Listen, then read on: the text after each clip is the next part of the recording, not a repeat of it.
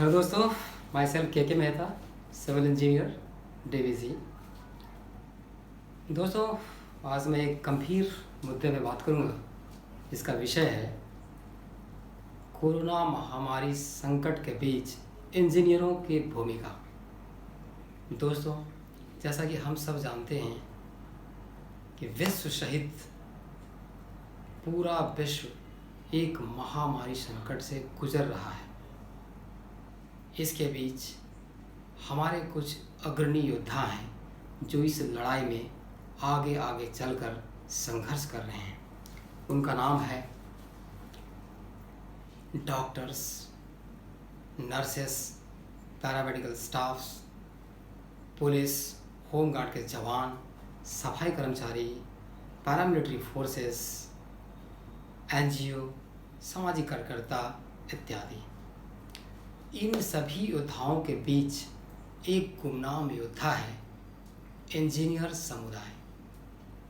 दोस्तों, जैसा कि हम सबों को पता है कि इस लॉकडाउन के समय में हम सब अपने अपने घरों में लॉकडाउन का सख्ती से पालन कर रहे हैं। हम अपने घरों में रहते हुए जब मुझे कभी प्यास लगती है तो मुझे पानी मिल जा रहा है। जब मुझे नहाने की इच्छा होती है मैं नहा ले रहा हूँ। जब मुझे अपने हाथों को सैनिटाइज करने के लिए बार बार धोना होता है मुझे पानी मिल जा रहा है। जब मुझे खाना बनाने की आवश्यकता होती है पानी मिल जा रहा है। जब मुझे कपड़ा धोने की आवश्यकता होती है पानी मिल जा रहा है। जब मुझे अपने गार्डन में पानी डालना हो पानी मिल जा रही है। जब मुझे एक कार धोना हो पानी मिल जा रही है। लेकिन हम सभी कभी यह नहीं सोचते कि आखिर इस लॉकडाउन के समय भी पानी उपलब्ध कैसे हो रहा है। दोस्तों, जैसे कि आपको पता है कि पानी आपके पास उपलब्ध कराने के पहले एक लंबी प्रक्रिया से गुजरनी पड़ती है। इस प्रक्रिया को कहते हैं शुद्धिकरण की प्रक्रिया।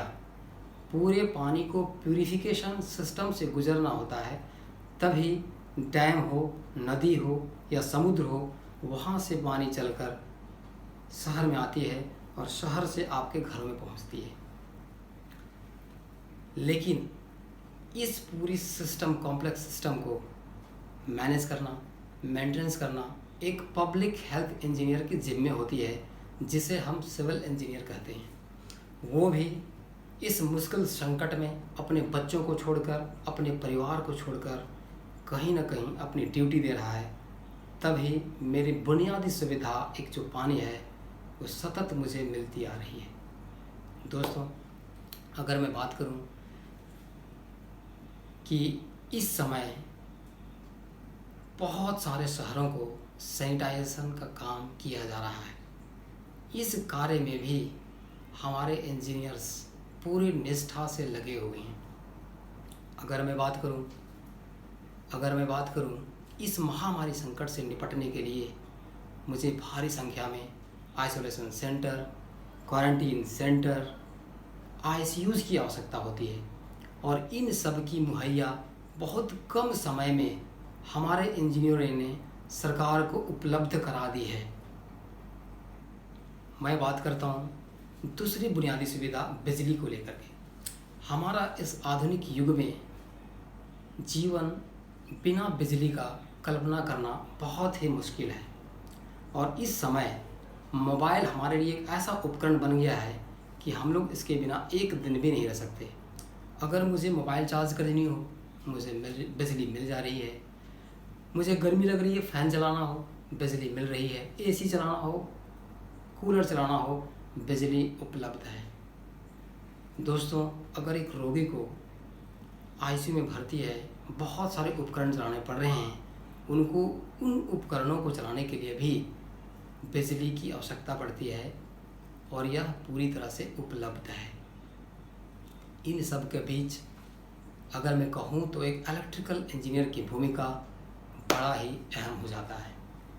इसके बीच एक मैकेनिकल इंजीनियर जो होता है वो पावर प्लांट्स के बड़े बड़े उपकरणों को मैनेज करने के लिए रिस्पॉन्सिबल होता है। जैसे कि आपको पता है बिजली पैदा करने के लिए मुझे बड़े बड़े उपकरण जैसे कि बॉयलर हो, टरबाइंस हो, जनरेटर्स हो, आपके एस हैंडलिंग प्लांट, आपके कोल हैंडलिंग प्लांट, आपके CHP, आपके ash pond, water package, switch yard, transformer, इन सारे उपकरणों को मैनेज करने का जिम्मा mechanical engineer, electrical engineer, civil engineer एवं कंट्रोल एंड इंस्ट्रूमेंटेशन इंजीनियर की हो जाती है। पूरे सिस्टम को ऑटोमेशन करने में और सेफली और एफिशिएंटली चलाने में एक कंट्रोल एंड इंस्ट्रूमेंटेशन इंजीनियर की भूमिका अहम हो जाती है।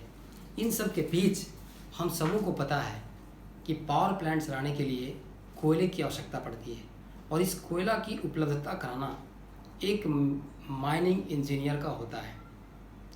और माइनिंग इंजीनियर बेचारा ज़मीन लेवल से हज़ारों फीट नीचे इस संकट के समय में भी अपनी ड्यूटी निष्ठा के साथ निभा रहा है। अगर मैं बात करूं एक इलेक्ट्रॉनिक्स इंजीनियर की, तो इलेक्ट्रॉनिक्स इंजीनियरों ने रोबोट जैसे उपकरण रोगी को इलाज करने के लिए उपलब्ध करा दी है। इलेक्ट्रॉनिक्स इंजीनियर हो, कंप्यूटर इंजीनियर हो या बायोटेक इंजीनियर हो, सब ने मिलकर चिकित्सा के क्षेत्र के लिए एडवांस इक्विपमेंट हम सबों को दे दिया है।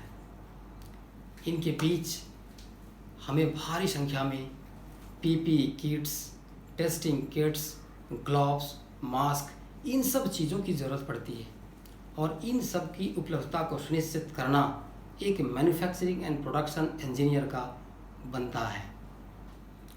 इन सभी के बीच अगर मैं कहूँ कि इस संकट के काल में जो सबसे महत्वपूर्ण चीज़ है वो है हमारी दवा। और दवा बनाने के लिए हमारे केमिकल इंजीनियर्स दिन रात लगे हुए हैं। इन सब के बीच अगर मैं बात करूं तो मैं कह सकता हूं कि इस संकट के काल में इंजीनियरों की भूमिका बड़ा ही अहम है। चाहे बुनियादी सुविधाओं में से एक जल की मुहैया कराना हो, चाहे बिजली मुहैया कराने हो, चाहे एडवांस इक्विपमेंट, रोबोट जैसे एडवांस इक्विपमेंट मुहैया करानी हो, जो डॉक्टरों को इतनी सहूलियत हो रही है कि वो रोगी से दूर रहकर भी पेशेंट की मॉनिटरिंग, पेशेंट को खाना पहुंचाना, पेशेंट को दवा पहुंचाना जैसे कार्यों को किया जा सकता है। इन सब के बीच एडवांस इक्विपमेंट हो, PPE किट्स हो, मास्क हो, बुनियादी सुविधाएं हो, इन सबको मुहैया कराने के साथ इंजीनियरों की भूमिका बड़ा ही अहम हो जाती है। अतः मैं मीडिया बंधुओं से आग्रह करता हूँ, चाहे वो सोशल मीडिया के हों, चाहे वो प्रिंट मीडिया के हों, चाहे वो इलेक्ट्रॉनिक मीडिया के हों, थोड़ी इंजीनियरों की भूमिका को भी कृपया करके कवरेज करें ताकि इनका हौसला अफजाई की जा सके और ये जो हमारे गुमनाम योद्धा हैं दोगुनी ऊर्जा के साथ मानव कल्याण के लिए सतत प्रयासरत रहें ताकि हमारा जीवन बहुत शीघ्र ही सामान्य हो सके। और आम जनों से मैं यह अपील करता हूँ कि जहाँ भी एक इंजीनियर को आप देखें, कृपया कर से कि आप उनको अपना साधुवाद प्रकट करें, अपना आभार प्रकट करें, अपना सम्मान व्यक्त करें। थैंक यू, बहुत बहुत धन्यवाद। जय हिंद, जय भारत।